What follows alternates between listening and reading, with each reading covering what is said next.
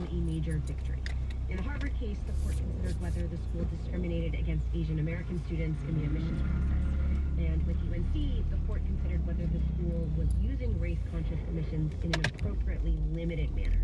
In the decision, Roberts wrote that however well-intentioned the policies at UNC and Harvard were, they failed to use them within the confines of the narrow restrictions previous court rulings had allowed.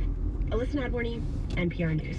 The nation's high court unanimously handed a major victory to religious groups by greatly expanding how far employers must go to accommodate the religious views of their employees.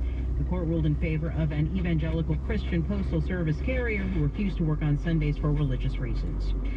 Smoke from wildfires in Canada is once again causing poor air quality in large parts of this country. NPR's Kristen Wright says air quality alerts are in effect in more than a dozen states and include cities such as Chicago, Detroit, New York, and Washington, D.C. Hazy skies are hanging over much of the Midwest, Northeast, and Mid-Atlantic, and even pockets of the South. Dr. Corinne Hudson is an emergency room physician with MedStar Health in Washington, D.C. She's seeing more patients with pre-existing conditions. They may be able to manage their chronic medical conditions quite well under usual circumstances, but when the air quality gets poor, their usual treatments may not be sufficient. The summer heat and humidity can make things worse. And it really just increases the risk for problems on the heart and lungs. A dangerous heat wave is still gripping the South. Some relief could come this weekend. Kristen Wright, NPR News. The U.S. economy has grown more quickly in the first 3 months of the year than had been reported. NPR's Scott Horsley reports on updated numbers from the Commerce Department. Revised figures show the U.S. economy grew at an annual rate of 2% in the first quarter, significantly faster than an earlier tally had shown. The upward revision reflects stronger consumer spending and exports.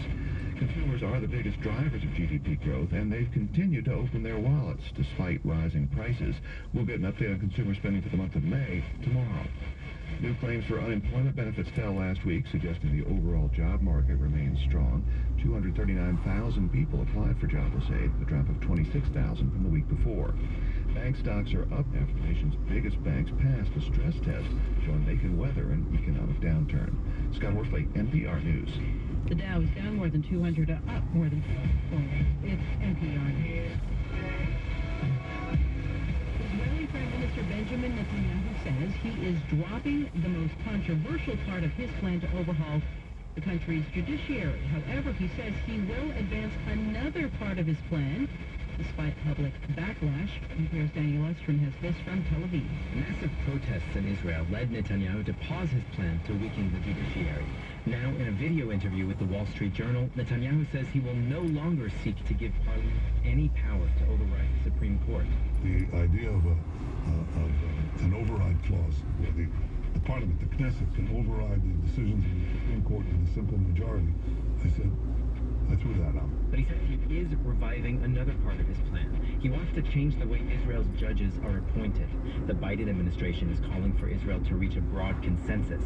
Netanyahu abandoned talks to reach a consensus after opposition leaders suspended the talks. Daniel Estrin, NPR News, Tel Aviv. French authorities have issued a preliminary charge of voluntary homicide against the police officer accused of fatally shooting a 17-year-old during a traffic stop earlier this week. However, the investigation into the officer's actions are ongoing. The government increased security in and around Paris and other major cities in France after unrest broke out hours after the teen was killed. The victim's mother appealed online for a silent march today in her son's memory. A tourism boat reportedly carrying more than 80 people caught fire near a Greek resort island today. Local authorities say everyone was safely evacuated. Local media say no one was hurt. The cause of the fire is not officially known. You're listening to NPR News. Support for NPR comes from NPR stations. Other contributors include Indeed, designed to be an end-to-end hiring solution for businesses of any size to attract, interview, and hire candidates, all from one place. More at Indeed.com/NPR. And welcome everybody to Studio 2. Hello, I'm Avi Wolfman-Aaron. And I'm Cherry Gregg. Some big news this morning from the highest court in the country, Avi. You know, it's the end of June. Yes. That time of the year.